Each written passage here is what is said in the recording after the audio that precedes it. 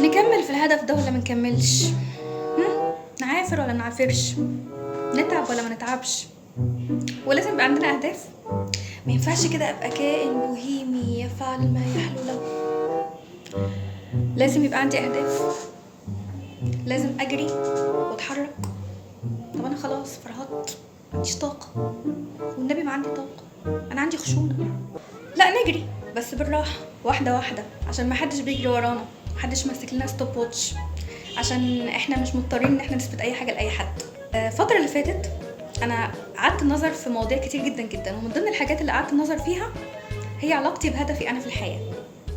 لفتره طويله كنت متخيله انه انا هدفي اني اكون مذيعه، عايزه ابقى مذيعه في قناه فضائيه، كان ده هدف. كنت بكتب الهدف ده كل سنه، عايزه ابقى مذيعه في القناه الفلانيه في سنه، يعني عايزه ابقى في سنه مذيعه في قناه فضائيه. يعني كل سنه كنت بشتغل بس الهدف ما بيتحققش، فكنت بأحبط. يعني الله، طب انا يعني كل سنه بحط الهدف ده وما بيتحققش، ما هو هدف مش منطقي اساسا يعني.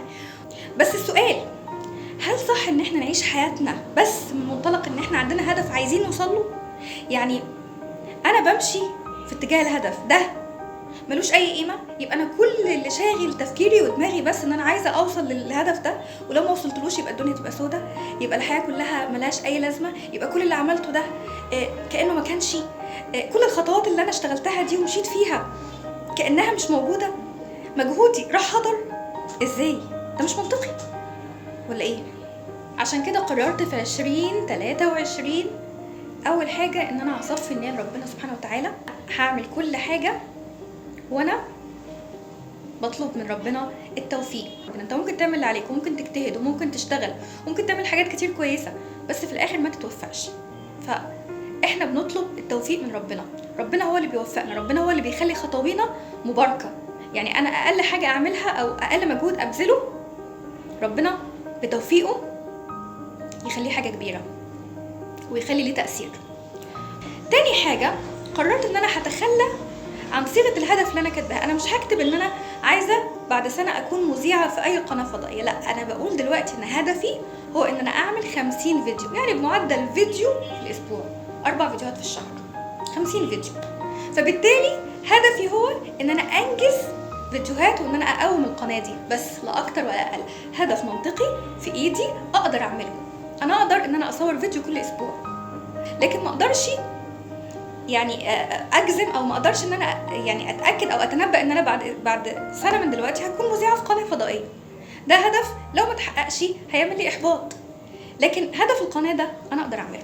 في السكه دي بقى انا هشتغل، هتعلم، هقرا، هذاكر، هطور من نفسي، هطور من ادائي، هجرب تجارب جديده، هنزل الشارع، اعمل لقاءات مع الناس. فبالتالي انا مارست يعني الاذاعه بالفعل فعلا لمده 50 فيديو، فلما تيجي فرصه بعد كده اكون فعلا مؤهله للفرصه.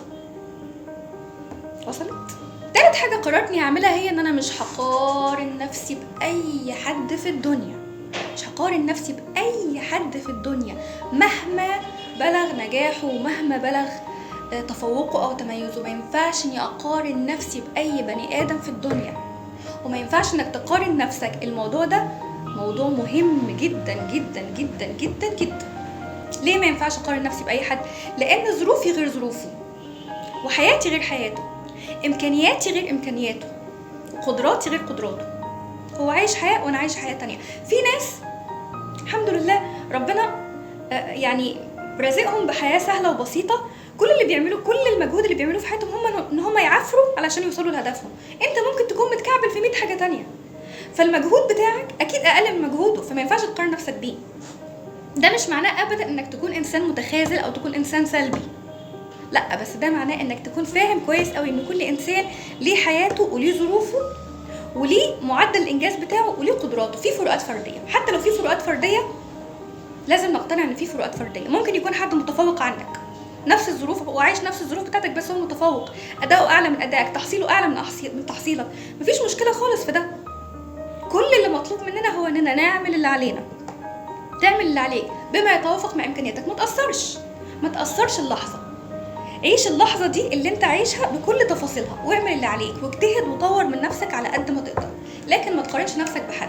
الاتنين مرتبطين ببعض جدا، لانك فعلا حرفيا لو انت قارنت نفسك باللي حواليك وغرقت في بحر المقارنه، انت مش هتقدر تعمل اللي عليك. هتحس دايما بالعجز، هتحس دايما بالضعف، هتحس باليأس، هتحس ان خطواتك اللي بتعملها دي ولا هي ليها اي لازمه، لان اللي حواليك دايما سابقين. هتحس ان هم بيتحركوا وبيجروا وانت ماشي تزك. فصدقني والله يعني المقارنه بالناس عمرها ما هتخليك تعرف تعمل اللي عليك. عشان تعرف تعمل اللي عليك لازم تبقى اطرش واخرس واعمى. رابع حاجه قررت اني اعملها هي ان انا مش هستنى راي الناس. انا مش بقول ان انت تكون انسان متعالي او مغرور او ما يهمكش راي الناس، لا خالص، انا ما بقولش كده. لكن بقول انك لازم ما يكونش المعيار اللي بيخليك تتحرك في حياتك، او ما يكونش الحاجه اللي بتخليك تتحرك في حياتك او الدافع انك تتحرك وتنجز هو راي الناس. الناس عجبهم اللي انا بعمله فتحرك، ما عجبهمش فاحبط. يبقى كده الموضوع فيه حاجه غلط. معنى ان انت تتاثر بكلام الناس وده يخليك في الاخر تتوقف عن انك تتحرك لاهدافك، يبقى معنى كده ان ده مش هدف حقيقي، او معناه ان انت عندك هشاشه نفسيه محتاجه تتظبط. الناس يا جماعه بيحبوك بيرفعوك 7 سما، بيكرهوك بيخفسوا بيك الارض. فما ينفعش ان انت تستنى راي الناس في شغلك. ثق من نفسك وثق من امكانياتك وثق من اللي انت بتعمله. اشتغل على نفسك واجتهد وتطور وما تستناش راي الناس. خامس حاجه مهمه جدا جدا، انك تخليك نفسك مهما كلف الامر. في فتره من الفترات كنت بقول في نفسي انا لازم علشان القناه تتشاف اتكلم في الترندات واتكلم في الحاجات اللي تهم الناس، حتى لو المواضيع دي ما كانتش تهمني.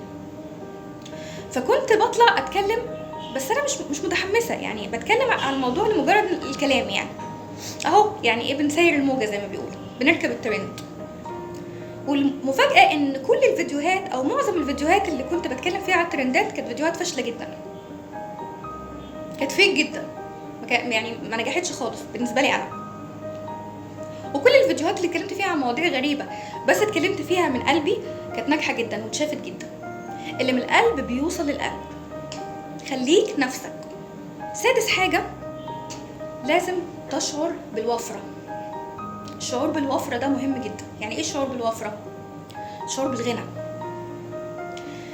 في آية في القرآن بتقول الشيطان يعدكم الفقر ويأمركم بالفحشاء. حتى لو انت في العالم المادي مفيش حاجة انت ماسكها في ايدك، بس خليك دايما مقتنع ومتأكد ان انت هيبقى معاك. يعني ما تشتكيش من الاحتياج او ما تشتكيش من النقص، لا، خليك دايما يعني متمسك بان انت هيبقى معاك. انا هيبقى عندي، انا هوصل لده في يوم من الايام، هيحصل. خلي دايما الصورة الذهنية دي، الصورة الذهنية للحاجة اللي انت عايزة تكون موجودة في ذهنك اكتر من القلق والخوف من انك تفقد الاشياء.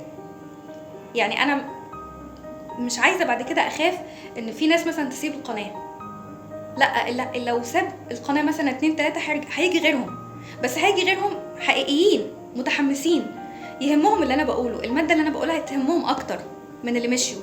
اللي مشي ده يبقى انت هو مش انترستد باللي انت بتقوله، فبالتالي ما تزعلش عليه. فدايما خليك حاسس بالوفرة، حاسس بالغنى. ربنا هيعوضني، انا دايما هيبقى معايا. ما تخافش من ان الناس تمشي. طول ما انت ماشي صح وطول ما انت بتشتغل على نفسك وبتتطور ما تخافش. واخيرا وقبل ما اختم عايزه اقول لكم بس على كلمه بسيطه. في الحقيقه انا اكتشفت انه انا محتاجه لهدف اعيشه اكتر من احتياجي لمكان اوصل له. انا محتاجه لهدف في حياتي علشان اخرج بره دايره الروتين اللي انا عايشه فيها. انا محتاجه الهدف علشان اركز في حاجه مفيده بدل ما اركز مع الناس واركز مع المشاكل، لان اللي بيركز مع الناس والمشاكل عمره ما بيفلح.